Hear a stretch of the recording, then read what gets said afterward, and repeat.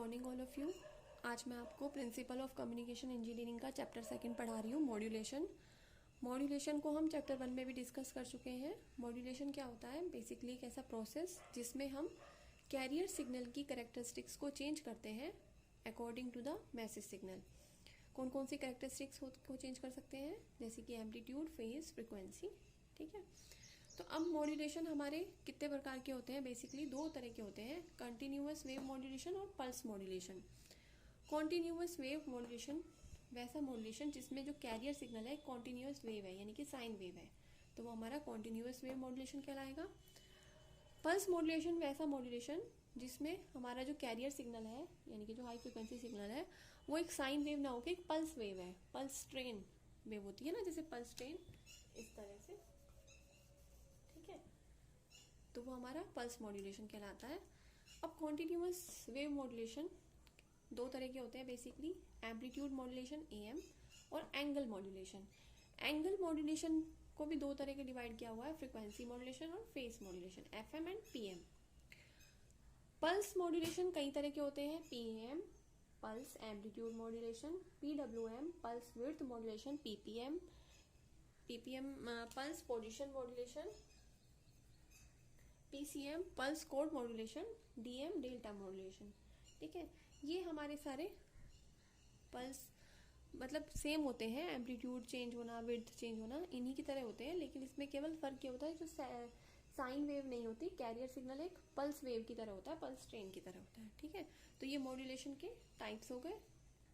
अब जो chapter second जो बेसिकली है वो एम्पलीट्यूड मॉड्यूलेशन है, इसमें हमें एम्पलीट्यूड मॉड्यूलेशन के बारे में पढ़ना है। तो एम्पलीट्यूड मॉड्यूलेशन क्या होता है? वही प्रोसेस, ऐसा प्रोसेस जिसमें हम कैरियर सिग्नल का एम्पलीट्यूड चेंज करते हैं according to the message signal. ठीक है, तो इसकी डेफिनेशन अगर आपको लिखनी है तो आप ऐसे लिखोगे, it is a process in which amplitude of the carrier wave is varied in according with the message signal. ठीक है, यानी कि ऐसा प्रोसेस जिसमें हम एम्पलीट्यूड, कैरियर सिग्नल का एम्पलीट्यूड मैसेज सिग्नल के अकॉर्डिंग हम चेंज करते हैं, वो हमारा एम्पलीट्यूड मॉड्यूलेशन कहलाता है। फॉर एग्जाम्पल, अब इसको सिग्नल के जरिए मैं समझा देती हूँ। जैसे कि हमने मान लिया कोई मैसेज सिग्नल लिया, एम्प्टी कुछ भी ले लिया, जैसे कि मैंने ये ले लिया, ठीक है, इसको ऐसे ले लिया मैंने, ये कोई मैसेज सिग्नल ले लिया। ठीक है,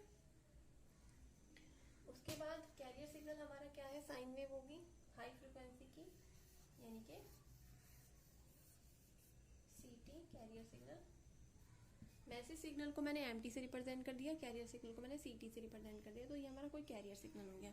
तो अब इसको एम्पलीट्यूड मॉड्यूलेशन करना है, यानी कि हमें इसको भेजना है काफी दूरी पर, इसका यूज करके, ये कैरियर है, तो हमें किसकी प्रॉपर्टी चेंज करनी है? इसकी चेंज करनी है। और इसका क्या चेंज करना है? एम्पलीट्यूड, इसका एम्पलीट्यूड चेंज करना है इसके अकॉर्डिंग। तो कैसे चेंज होगा?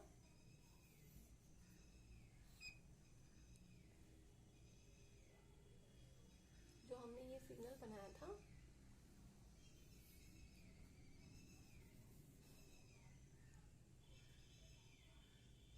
आई थिंक इसमें दिखाई नहीं दे रहा, रुको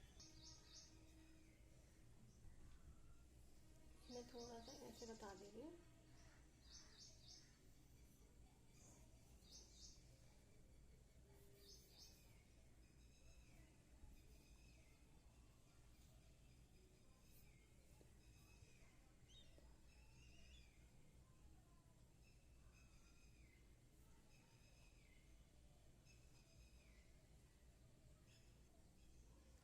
इसमें हमें बेसिकली क्या करना है, जो ये एम्पलीट्यूड, ये सिग्नल है, ठीक है, इसी को बनाना है ऊपर नीचे दोनों तरफ दोबारा, जैसे इसकी शेप है वैसे ही बनानी है। ठीक है, ये मैंने जैसे कुछ भी ले लिया, जरूरी नहीं है कि आप ऐसे ही लोगे, कोई और सिग्नल भी ले सकते हो। तो आपको जैसे ही आपने सिग्नल बनाया इसी के अकॉर्डिंग आपको ऐसे ऊपर नीचे बनाना है यहाँ पे।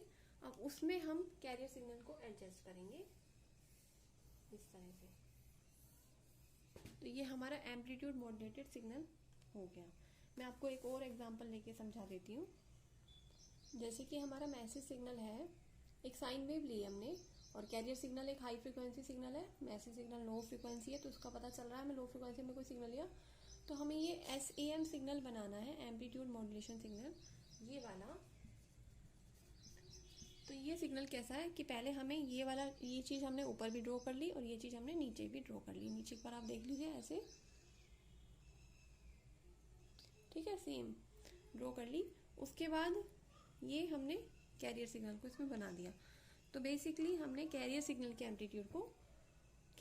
एम्पलीट्यूड पहले ऐसे था, अब लेकिन इसका एम्पलीट्यूड इसके अकॉर्डिंग है, ठीक है। तो ये चेंज हो गया, ये हमारा हो गया एम्पलीट्यूड मॉड्यूलेशन।